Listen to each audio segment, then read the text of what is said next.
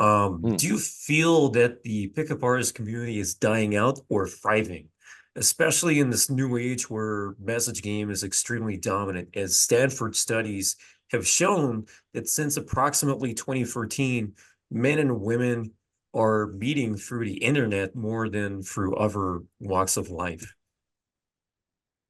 Yeah, maybe that's a true statistic that more men and women, you know, of the regular plebes of humanity are meeting online. How does a seven meet another seven? But if you're going to play a different game, and that, I don't mean to rate women from 1 to 10, but there is a difference between a seven and a 10. And that is the difference that I celebrate. I celebrate beauty, you know? Mike Sartain is hosting a beauty pageant, a beauty competition in Vegas. I'm there, man. You know, I'm into beauty. I love beauty. Is there anything wrong with that? I guess if you're not a beautiful woman, you're going to envy the beautiful women, or despise them, one or the other, if they're not centered and they're happy with who they are. Yeah, I Mhm. love beauty. And the game changes when you're going after beautiful women versus women. It's one thing to go after a woman, it's a whole other thing to go after a beautiful woman. And that's what my set of methods, techniques, and tools, cognitive tools, are all about getting a woman you're attracted to. You know, that's all I've ever wanted from my students. Are you attracted to your girlfriend? You know, like a Blaze right now, not to go into personal stuff too much, but he has a girlfriend that he loves. I mean, I'm getting to know her quite well now. We're all, talking business together these days, and she's wonderful. She's absolutely awesome. What a catch. So I want that for everybody. Me too. I got to start over again. I just feel like I'm prepared for that. You know, I'm prepared. I've prepared myself. But if you haven't prepared yourself for the onslaught of social interactions that are going to need to take place for you to find someone who you're compatible with, you're going to have to meet a few dozen people. And why not make them all attracted to you, or at least a dozen of them in a week, so that you've got some options to choose from. Mhm. Yeah, The for sure. Mm. fundamentals, the fundamentals of the game don't change.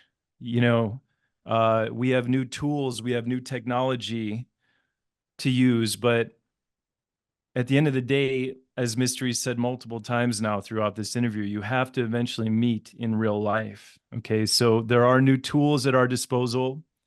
I will disagree just a little bit with Mystery. I do believe that you can meet some nice women online. Mhm. Uh, and I believe that it's going to grow in popularity, but you still need game. And in particular, I believe that getting into the game, really studying the technicalities of it is paramount.